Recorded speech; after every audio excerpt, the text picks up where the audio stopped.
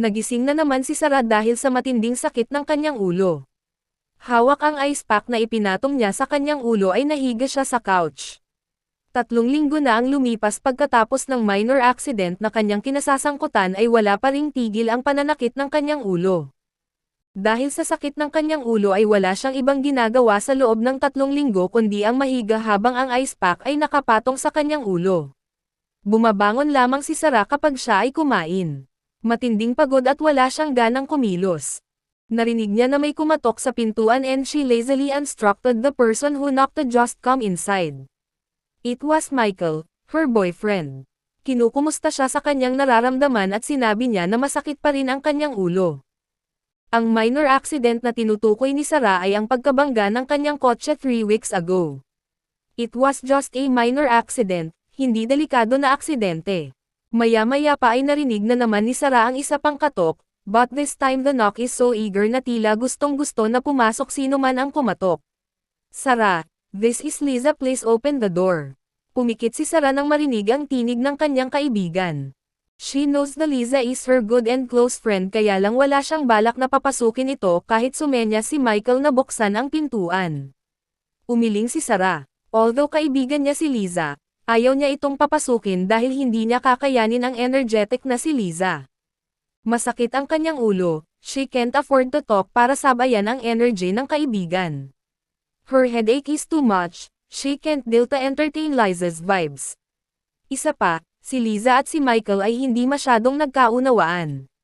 In fact, hindi nila gusto ang isa't isa. Kaya, to avoid conflict, Sarah ignore her friend. Tahasan kasing sinabi ni Liza na hindi niya gusto ang kanyang boyfriend na si Michael para sa kanya. At this moment, ayaw ni Sarah ng maingay. Sinabi ni Michael na hindi titigil sa pagkatok ang kaibigan kung hindi papasukin. Hayaan mo siya, aalis iyan kapag hindi tayo sisigot. Isipin niya na walang tao. Sabi pa ni Sarah. Ngunit persigido si Liza na makausap at makita si Sarah dahil gusto niyang malaman ang kalagayan ng kaibigan. Tinawagan ni Liza ang cellphone ni Sarah.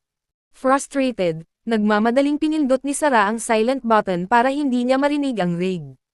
Hinayaan na lamang niya ito, the call will drop dead kapag hindi sinagot ang tawag. Pumasok na lamang si Sarah sa kanyang kwarto at nagpatuloy sa pagpahinga hanggang sa makatulog siya. Paggising niya ay wala na sina Michael at Liza. Lumipas pa ang mga araw hanggang sa 5 buwan pa ang lumipas ay hindi pa rin nawawala ang headache ni Sarah. Ang nawawala ay ang pagmamahalan ni Sarah at Michael.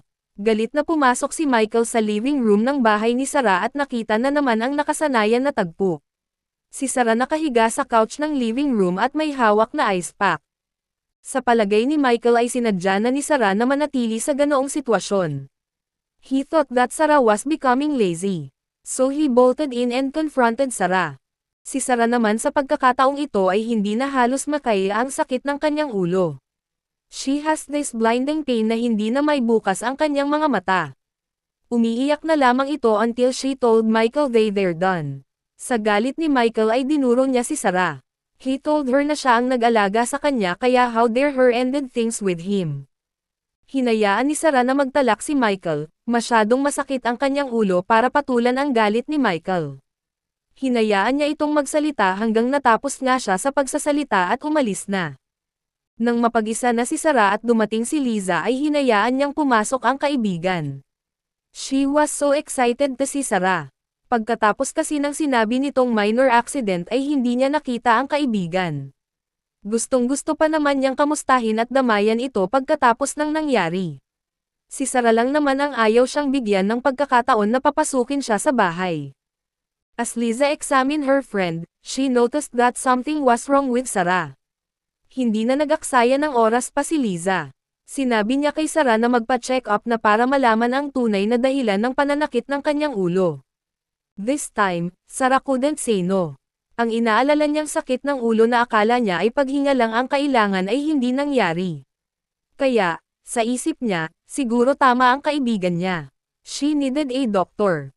Natuwa si Liza at pumayag naman si Sarah na magpi-check up. Gusto niyang malaman ang sanhi ng pagsakit ng kanyang ulo nang matapos na rin ang kanyang pag-alala at katanungan kung anong nangyari sa kanyang ulo ay matukoy na at magkaroon ng sagot. Sa ospital ay agad na isinagawa ang lahat ng procedure para matukoy ang matinding pananakit ng ulo ni Sarah. May request ng CT scan para sa ulo ni Sarah. Pagkatapos ng CT scan ay bumalik ng silid sa hospital si Sarah kasama si Liza na nag-alaga sa kanya. Yes, Sarah was admitted para matutukan ang kanyang nararamdaman. Maya-maya pa ay may kumatok ng malakas sa hospital room ni Sarah at nang buksan ito ni Liza ay isang katerbang tao nagpumasok. Mga doktor, nurses at isang grupo ng unipormadong detective ang pumasok, hawak ang results ng CT scan at may tinuro na bagay na nakita sa results ng CT scan na ikinagulat ni Liza at Sarah. It was a bullet. Abangan ang part 2 nanograms kwentong ito mga ka-Lovely Crew. Huwag ninyong kalimutan ang mag-like, share and follow para mga kwento pang darating.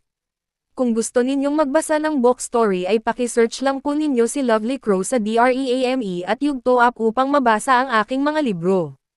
Maraming salamat po.